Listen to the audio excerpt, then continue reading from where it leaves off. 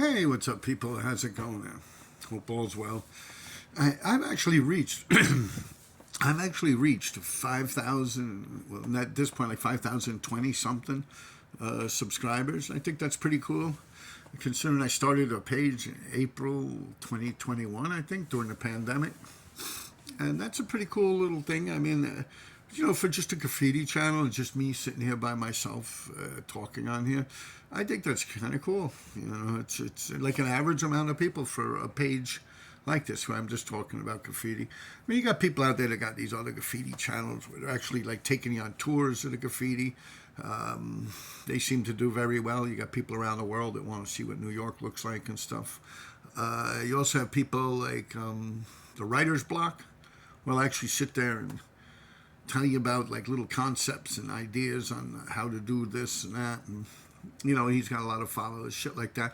And you got people that kind of do graffiti and other things, and I guess that's kind of what I fall under. I mean, I'm strictly about the graffiti on here, but I also talk about growing up in New York City, and New York, and Manhattan, and people like that stuff, and it's interesting, and people gravitate towards it, I guess would be the term.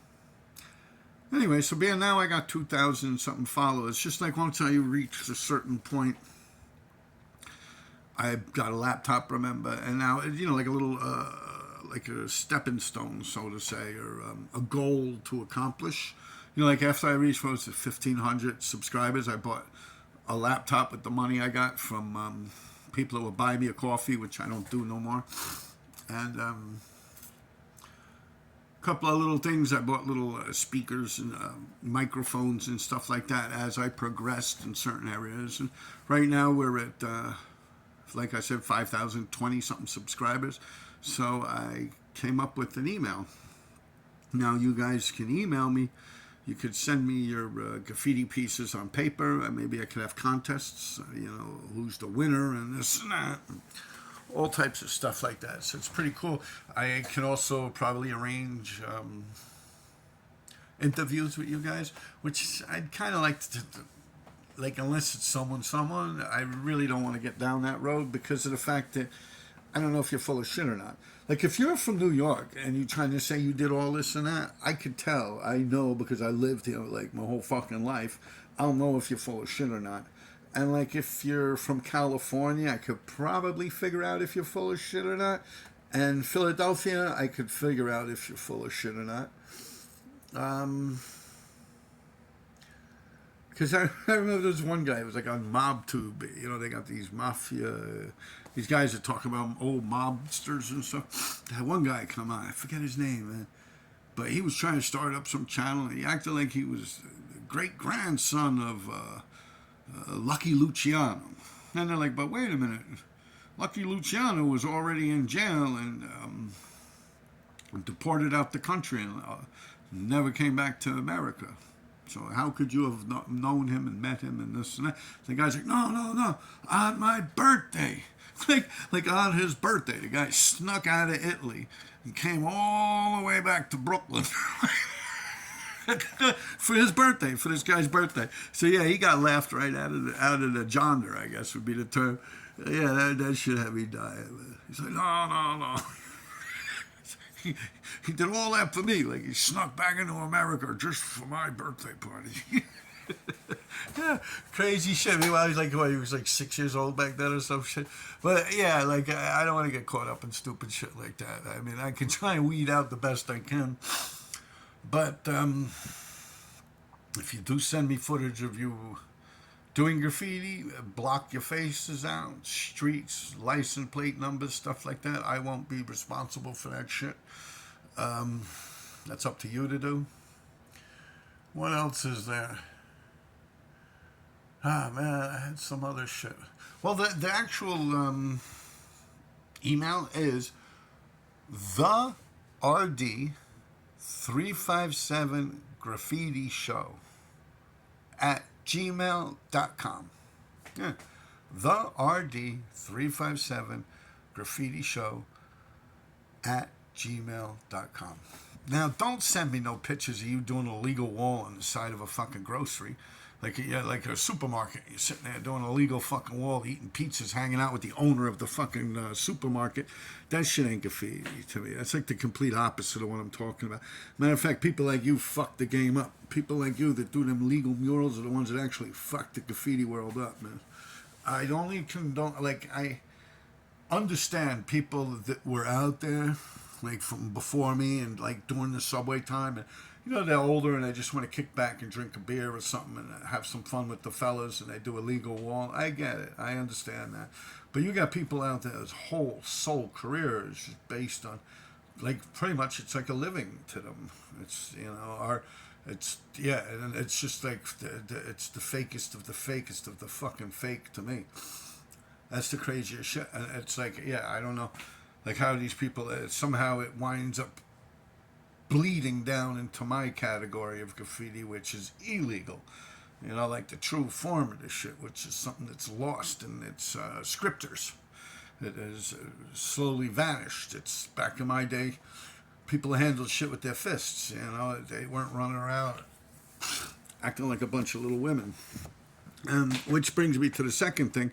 I can do like videos and do contests. You know, give out a T-shirt, an RD T-shirt to who I feel as if the you know, if I have enough people that actually send me, well, it's like a flea bag. But you know, if I have enough people that enter their stuff into a contest that I invent, and I'm able to actually judge the stuff, and there's a winner, I could turn around and give them like a T-shirt or a sticker pack or a can of spray paint with some RD stuff on it, or a canvas or something like that. Street signs, you know, which I actually still have that book. I still have that Revs book, the big fat Revs book. I still have it. I'm a man of my word. When I hit 100 followers on my Patreon, I'll give it out to someone. You know, we'll figure out a way, a contest through the email. So, you know, I'm a man of my word on that. I don't even think that book was for sale in stores. To the best of my knowledge, he just made it and gave it out to people that were friends of his or people that participated in the book. And I myself, the way I got involved with the book is someone sent me an email once. I don't remember it having anything to do with Revs. But, you know, they asked me about some whole car or something like that I did. And I broke it down to them. And I sent them the workings behind that whole car that I did, and it was in that book. Now, I myself, I never really opened the book up because I don't want to fuck up the spine of it. Before you know, once I realized what it was, I already made up my mind that, you know, I'm going to give it away to someone in my Patreon one day. But considering the time that it actually came to me, it was delivered in my mailbox and shit like that. I said, I'm going to give it away to someone. That's no disrespect to the book or anything. Oh, this, that. No, I mean, I tell you guys what I think of Revs in the first place. Just everyone acts like it's like an OEP13 thing, you know. Oh, he was the king of this. He was the king of, and like, yeah, he never really hit subways like that. It wasn't, I honestly, with my two eyes, I've never seen him up on a subway. Like on the insides or the outsides. People say, oh, no, that's not true, Robert. You were actually with him and this and that. That proves my point. If I was actually hanging out with the guy and he was doing it like in Tishman, apparently, under Central Park. I think DB or someone was telling me that he was there, or maybe PMer or something like that. And I mean, that goes to show you if he's that forgetful. You know, it really, I don't know. I think he hit his peak hanging out with Cost, you know, with those stickers and stuff. But, you know, the wheat paste and stuff, all them big things he did. But that's just me. And anyway, this book, I still have it, and when I reach 100 subscribers on my Patreon, I will give the book out. Somehow we'll figure it out. Maybe I'll just put it on and say, whoever comments, this is normally what I do on that Patreon too. I have a lot of sketches and drawings here. I put them on sometimes. I say, you know, whoever wants this, just be the first one to comment in the comment section that you want it, and I'll mail it out to you free of charge. And, you know, I've done that maybe 6 or 7 times already. It's pretty cool. I have 2,000 something subscribers, yeah. And my email is therd357graffityshow@gmail.com. What else was... Yeah, I was talking to my brother. You know, he's upstate in prison, and with these guards being on strike, it's, yeah, the way he was describing it, man, it's a fucking, it's a power kick. It's a recipe for disaster, man, believe me. Just from the way he's explained it to me and what's going on. And the best, what is this now? Every fucking time I come on here, base station, some shit or another. I don't know. It's like, I got to get rid of that shit. Like, if someone could like a picture on my Instagram and it pops up while I'm doing a video, or someone could be getting in touch with me, you know, every time I come on here. But anyway, let me not bitch about that. Yeah, the prison system is, it's getting kind of hairy. I mean, according to my brother and a few other people too that I know that are in prison, yeah, that can't be fun. Like, yo, he's been locked down for like 10 days now. Like, just fucking locked down. Like that, you know, he's telling me that it's actually like army men, which is really the National Guards, but he don't know that because he's just sitting in a prison, and he's in a no TV prison. What that means is they're not allowed to have TVs in their jail cells. Like when he was in Clinton, Demora, you could have a TV. That's a TV prison. But then when you have a TV prison where you're allowed to have a television in your cell, you're not allowed to get shit delivered to you. You are only like one package, and it has to be a certain weight per year. So like your parents or your loved ones can only mail you one package, you know, with food in it and stuff like that, maybe art supplies or shit like that. But that's because you have a television. So in other words, they made an agreement, and it's written that if it's a prison, the whole prison has to agree with either we have TVs in the cells for the inmates, the convicts we'll call them, or if they have that, then they're not allowed to get a package every fucking week. That shit ain't happening, you know. So now the place he's at now, you're not allowed to have a television in your cell.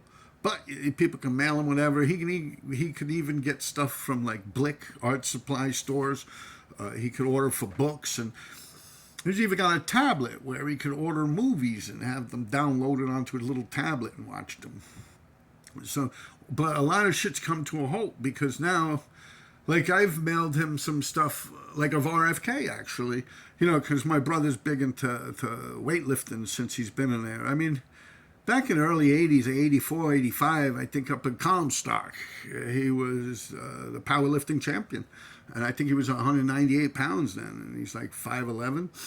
But, you know, whenever he gets locked up, he starts getting all big and lifting weights and shit. And he eats a bunch of tuna fish. They didn't even have powdered protein powder there, stuff like that. So that kind of floats his boat between that and drawing and painting. And in my past episodes, I've showed you guys some of the paintings he's done. It's more like pastels he uses, and yeah, so he has a catalog book like for Blick or Michaels, but I mean, of course, you can't get like razor blades mailed to you. Like, they're not gonna mail you a fucking hunting knife, like a Rambo knife or some shit, or a fucking shotgun from Harold's Sporting Goods store, like a double barrel shotgun or some shit. You know, like there's a limit. Let's just put it that way. But yeah, it was interesting listening to him describe the scene. Like he's in Kasaki right now. And it was interesting because I'm actually watching on the news. They're outside Kasaki with all these guards, and they look like fucking wrestlers, like Bam Bam Bigelow, or like fucking, you know what I mean? Like those big fucking guys, like Haystack Calhoun, like them old wrestlers. That's how they look with these big beards and shit, these correction officers. But my brother's telling me now, I actually got dudes that are wearing like army fatigues, like camouflage clothing. They got everything except for a gun. They look like army men. And they are the Coast Guards, the same people that are protecting the subways in New York. The reason behind that is that the correction officers are on strike. And they just came off of a strike from, but that was legal when they actually were asking for more money. Now they're asking for more people, more correction officers to be hired. Now, I know very similar to the airline industry when they actually had qualified white men that were scoring like hundreds on the aviation tests and shit like that were refused a job, and they were giving it to people like women and gays and shit like that. So that's kind of exactly what's happening to the correctional facility. They're actually like, but there's not too many women that want to do that shit. And it's literally like those places like Clinton, Denmark. Remember that girl that was working in there and she winded up smuggling them in tools so they could escape? Those two guys escaped from Denmark, Clinton correctional facility. My brother was in there at that point. And they, so they're really like not hiring dudes that like those towns are like 90-something% white, and they're almost like lumberjack towns or something like that, where the whole town's income comes from that prison. Like whether they're working for the prison or they're preparing food for the prison or they're guards for the prison or they're driving inmates around for the prison, the whole town stays afloat because of that prison. So when that prison goes down, that town goes down. The same story with Detroit. Detroit with all the American muscle cars and the car industry in Detroit. Once that left Detroit, Detroit left Detroit. Like it just went downhill from there. So that's pretty much what goes on up there. So now you are trying to do like a DEI thing up there when there's no one that's DEI. Like if you're gay, you're not going to run around up there, hi. Like, yo, motherfuckers, what? Like these dudes are like big lumberjack ass motherfuckers, man. It's all about manlyhood and alpha and shit like that. So that's not going to fly, right? And very few black people up there that live up there. It's just not their choice. It's cold up there. So that leaves women. Well, now you got the women that are being hired there, and some of them, of course, they don't want to do that shit, like fighting with inmates. Now what happens is a lot of these women are getting hurt. Like they're actually, you can see footage. I saw it myself. Like a dude will be macing some inmate that's coming charging at him like a fucking rhinoceros, and the male guard is macing the fucking guy, and the woman guard walks right into the fucking field of mist of the mace, and then she's like, ah, and she's like. You can see this footage yourself, man. So, yeah, it's like a problem. Like, they're just like, we're getting fucked up out here. Like, originally, like, not even a year ago, like 9-10 months ago, maybe, they just settled the contract for more money. And they were legally allowed to do that, and they did that. But now it's illegal what they're doing. And so they're feeling as if, like, they're getting hurt a lot. But it's like they're trying to up the amount of women that are protecting these people. Now, I do remember, this goes back a while, but I do remember that, like, female officers, like, even in the streets and especially in the correctional facilities, like, a man is more, like, because of, like, mommy issues, like, people being raised more with just a mother. I mean, hey, I came from that kind of a mold myself. I mean, my father and mother got divorced young, so I'm not knocking it. But, a lot of these people, they respect a woman, an older woman that has a voice of authority. They're like, yo, come on, man. Like you don't hit women, this, that. I mean, a lot of that shit went out the window because I could say I'm a fucking woman, right now if I wanted to, So, well, I don't know. Trump's kind of getting rid of all that shit. But that seems to be the problem, that the women that aren't being hired, it's like when the shit pops off and you got someone ripping someone open like they're a fucking fish on a dinner table or something. The women are actually the footage. I see the footage with my own eyes, and you can look at it yourself. When a woman like runs away or just backs up, like, oh my God, and that's not helping the situation. I'm sorry. So they're kind of bitching about that, and they also want this solitary confinement thing, which I believe right now it's up to 15 days where you're allowed to hold them in. And that means solitary confinement, like just a cell with a fucking a toilet, and a fucking bench to sleep on. That's it. Like, you're not allowed your TV or radio. I think they give you books or just the Bible. At one point, it was just the Bible, I think. Like, here you go. Here, read the Bible, motherfucker. But now I don't know what it is. I have to ask my brother. I think he just got out of the hole. That's why I haven't heard from him for a while. But now he's like back in it because they got the strike where these... All right, let's get to that point. You see, now all the guards are on strike in like every single prison. I think there's 41 or 42. You got Greenhaven, Comstock, Fishkill, Attica, Sing Sing. The whole fucking gauntlet. Clinton, Coxsackie, which used to be an adolescent unit. But now, they switched it, I think 20 years ago. They turned it into... a friend of mine, Kip, was in there when it was an adolescent unit. But now it's, for adults. So many of them places. But yeah, they're all on strike. So now you think of this. They got all this place on strike. All the correction officers are outside. My brother said, no, that's not true, Robert. They do have officers that do counts. Like, I think a real officer has to do the count. Like at 4 o'clock, they have the state count where, like, across the country, every inmate is counted at the same exact time, and they have to submit their count to make sure no one escapes. I think that's 3 o'clock, 4 o'clock, or some shit like that. And then at night they count them. You have to count the inmates, make sure they're there. You don't want someone to disappear. That shit, they disappear for like 2 weeks and shit. They're just chilling. No one knows they're gone. Of course, you have to pay attention to that. So I believe he was telling me the real correction officer actually has to do the count. So there's still a couple of them still floating around in there. But other than that, he's like, yo, they're just keeping me locked in here, man. He's like, yo, I'm locked in this fucking cell for like day after day after fucking day. It's solitary confinement, but I did nothing fucking wrong. Like they go on strike, so like I gotta fucking suffer for it. It's like, and then people could say, oh, well, he broke the law. He killed someone, this, that, your brother. And yeah, that's true. But his time is to sit in prison, to sit there and fucking do his time. It's not to be punished or in any cruel way. Like he's not supposed to be like starved or anything. That's not part of his punishment with the judge. The judge agreed that he has to stay behind those walls for 25 years, and then he could go before a parole board, and if they let him out, they let him out. If not, he's got to do another 3 years and then go before the parole board, then so on and so forth until they feel he's deemed fit to come out. Now, his parole date is in 2039, so he's still got some time left. He's been in since like 2011. But what he's telling me now is he can't get out of his cell. Like, he's just stuck in there. And he's got a door. You don't have gate bars. They got the door with the little slot. And he's like, yo, it's crazy. At like 12 o'clock, they serve him lunch through the hole. And then at 1:30, they're serving him dinner.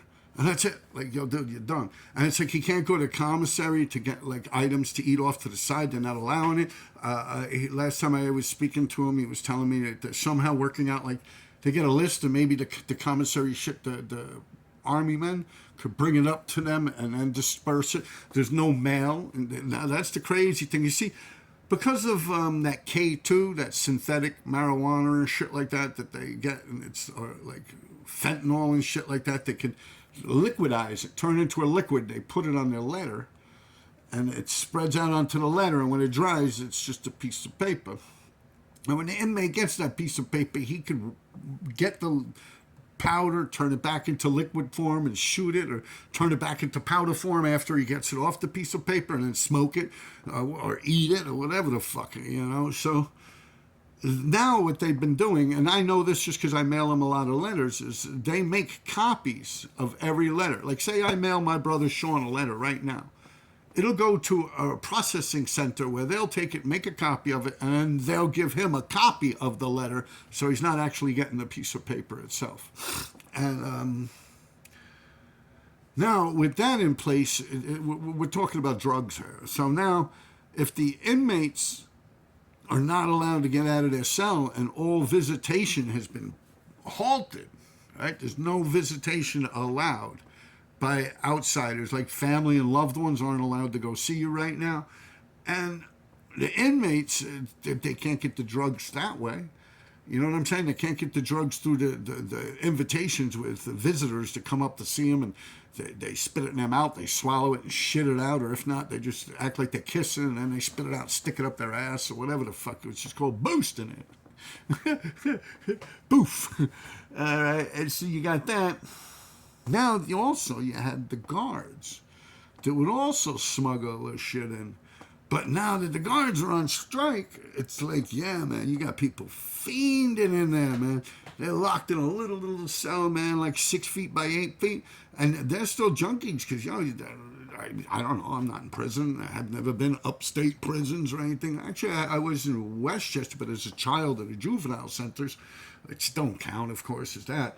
But, yeah, you look at that whole scenario. They're locked in like a closet, man, with like an 8 by 6 cell or something like that. I mean, my brother's telling me just when he tries to do shoulder presses and flies, for being he can't get to the weight pile He can't get to the gym or to the yard where he could do benches and shit with his buddies. He's stuck in his little jail cell. So he's got these buckets that they put peanut butter in that you buy from the commissary. Now, he kept these buckets so he could wash his socks and his underwear and shit like that in them. You know, in his jail cell when he's in a situation like that. They don't have laundromats and shit like that, you know, for you to do your own laundry and shit. So you pretty much do it by hand, a little bucket in your jail cell there. So he's got these buckets. He's been filling them with water, and he's doing curls and flies. Like, you lean over him, and he's like, yo, I have to put my butt on the wall just to extend his arms out. You know, and even though they're kind of like a half bend, you know, and just to do flies and shit like that, and just to do exercise. It's like he has to stand, he has to get his mattress off the metal frame and just stand on the metal frame in his bare feet to be able to do this shit. And it's like he's cooped up, you know, he's got very little space. But you get used to it. I mean, he's been in since 2011, right? So I hope he got used to it by now. But yeah, he's telling me, man, that shit is not fucking cool, man. He's bitching, you know. He's tight as fuck. He's like, oh, man. Like, that's how people get hurt, like, with shit like that, you know. That's when shit starts going wrong, man. When you start putting people up like that, man. That's, it's going to be interesting to see what happens. And I think Hochul, well, yeah, now what they want also, that's one of the things is they want more staff, the correction officers, and they also want to be able to use the solitary confinement, like I was saying, where they lock you up for more than 15 days. They believe it should be at their discretion. Like, they should be able to pick and choose how much time someone should sit in there. But, you know, that is, like, beyond, like, I mean, what is it, Silverstein? Like 30-something years, 40-something fucking years? They locked them below the prison. You look at what all that ADX, all them motherfuckers in ADX, man, they ain't moving around like that either. They're literally in a little room all day and night. Like 23-hour lockup. Maybe they allow them out 1 hour or something. I think they have to give you recreation or gym or something like that, like an hour a week or something. I don't know. I shouldn't quite get into that because there's a whole genre on here of jail YouTube type motherfuckers that tell you, oh, I've been in jail my whole life, man. It sucks. Subscribe. Hit the subscribe button. Leave a comment. Thumbs it up, yo. Yeah, shit like that. You know, you got a whole community of people on here to talk about. So a couple of them I actually know. One of them I know real well. From not even from on here, just from knowing them. And what else is there? Yeah, so, you know, I don't want those guys coming on me. No, you're wrong. That's not how it works. You know, I'm not no jailbird. I'm not inspiring to be one. It's not some goal I set out for in my life to become a fucking jailbird or an inmate. It's convict. It's not something I wish to know about like tonight. I mean, I guess if the situation occurs, I'll figure it out. But until then, yeah, I mean, I'm just telling you what my brother's telling me. And he's pretty, you know, he is a convict. Like, his whole life he's been in and out of prison. And right now he's on a murder, you know, allegedly. Yeah, I don't know where else to go with this, man. But, yeah, my poor brother, man, he sounds like he got it rough, man. I mean, hopefully he's not addicted. I mean, he's a heroin addict when I knew him in the streets. So, you know, hopefully he's not addicted to that shit. If not, he's probably crawling the walls, you know. But, no, I mean, he's been, you know, all of my conversations with him been pretty much about weightlifting and, you know, shit like that. Powerlifting, rather. And, you know, how's this, how's that. I told him Joey passed away. He was like, wow, man. It's like, that's fucked up. I think the last time he spoke to Joey was when he was in prison and Poke called Joey or something like that. That's what he told me. Poke, IBM, was actually with him, and he called Joey, and then Joey put me on the phone. I was hanging out with Joey when Joey got the phone call from Poke, I believe it was. Yeah, I'm pretty sure. Poke IBM, I think, yeah. That's the way that played out, yeah. Not Poke BS from Brooklyn, I mean, from Queens. Not that Poke. He passed away, a different Poke. But, yeah, that's what my brother was just telling me. I was like, yeah, he's dead. You know, I was telling Mark Kelly got killed also. That they shot Mark Kelly. The police actually killed Mark Kelly on 103rd and 3rd Avenue. And my brother was good friends with Mark. Big old Mark Kelly, man. He was funny, man. We used to, you know, we were young and we were hanging out. He was big. Like I've said, I think it was on my Patreon. I was like, yeah, Mark Kelly, motherfucker used to be built like the Punisher, man. A lot of you guys are from my neighborhood, man. Tell them, man, that dude was big, bro. He was like, whoa. Like, yeah, he dressed and looked just like the fucking Punisher. Like, he would have his hair pushed back. He'd wear a little derby hat. He'd walk around with like a square jaw, big arms, big fucking biceps, thin fucking waist. Yeah, very powerful dude. He used to be in John Jay Park, man. He'd be doing the wide grip chin-ups, pull-ups rather. And then we'd do the regular grip chin-ups, and he'd actually force us. Like, yo, come on, man. Yo, fuck, man. Yo, show strength, man. You're sitting out here all week. Trying to make us strong and stuff. Yeah, have us doing push-ups and shit. Yeah, Mark was a good dude, man. Yeah, good dude, man. He's the guy they shot up in Harlem on 103rd Street. But yeah, I was telling my brother about that. He was pretty sad. He knew Mark very well. And what else is there? Right. Yo, go to my Patreon, man. Check it out. Some good shit. I get into a lot of stuff I can't get into on here. Wait, I got another thing. When you guys send me your drawings, like I said, with my email address, which is therd357graffitishow@gmail.com. I forgot to tell you, I was getting ready to say goodbye and click the button. If you do send me your artwork on that thing and want me to judge it, please check yourself first, man. Ask yourself, am I an emotional little bitch? Am I going to be able to handle what Robert says about my artwork? Like, please, don't be like, no, because, I'm just little old me sitting over here. What the fuck do I know, man? Like, I'll just tell you what I think of it, how I feel by looking at it, and if it's fucked up or if it's not. And, maybe don't put too much stake into my evaluating your artwork, I guess would be the term. Like, in other words, don't get your panties in a twist if I say it sucks. Don't be all upset at me or anything, or go off in yourself and doing something stupid, because, you got crazy people out there. I mean, I shouldn't say crazy. We'll say mentally ill because, I'm no angel. I'm no perfectly sane person, my damn self. But I was talking to my son about that, and I was like, yeah, but, I don't want to sit here like I'm thinking if I go on this thing and someone emails me something, I'm like, it sucks. What the fuck is this garbage? The guy offs himself or something like,